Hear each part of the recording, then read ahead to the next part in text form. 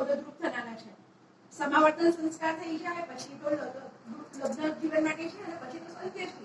એટલે પાછળના 3 સંસ્કાર જે છે તો સમયાંતરે થવાના છે.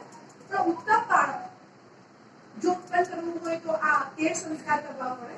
હવે તમે વિચાર કરો કે આપણા ઋષિઓની વિચારસરણી કેટલી ઉચ્ચ હતી કે બાળકને જન્મ થાય, ઉત્તમ બાળક જો જન્મ પહેલાના જે 3 સંસ્કારો છે એમાં માતાએ ખૂબ ધ્યાન આપવાનું છે. અને એમાં સૌથી પહેલું જે છે ગર્ભાધાન સંસ્કાર. ગર્ભાધાન સંસ્કાર જે થતો હોય તો ગર્ભાધાન ગમે ત્યારે ગમે તે સમય ના કરાય. ગર્ભાધાન માટેનો સમય પણ યોગ્ય જોઈએ. આપણે અત્યારે તો એવું કહીશું છે કે લગ્ન વખતે પણ સંસ્કાર મુહૂર્ત જતું રહે પછી લગ્ન થતા હોય છે અને પછી ડિવોર્સ પર આવીએ. પણ કેમ આવ્યા? તો રીઝન જુઓ, લખ્યું હોય 12:30 કરવાનો છે, લગ્ન સંસ્કાર કરવાના છે હસ્તમેળાપ પર અને થાય 2 વાગે.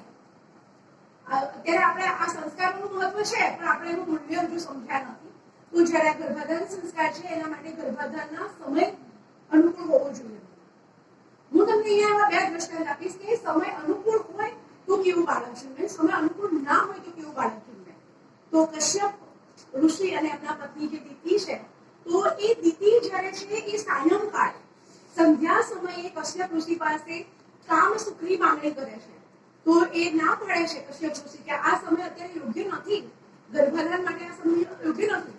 પણ દિતિ માનતા નથી અને એનું પરિણામ શું આવે છે કે એના પરિણામ રૂપે હિરણ્યકશિપુ અને હિરણ્યાક્ષ જેવા 2 રાક્ષસ જન્મે છે. હવે આ હિરણ્યકશિપુ અને હિરણ્યાક્ષ કેમ જન્મ્યા?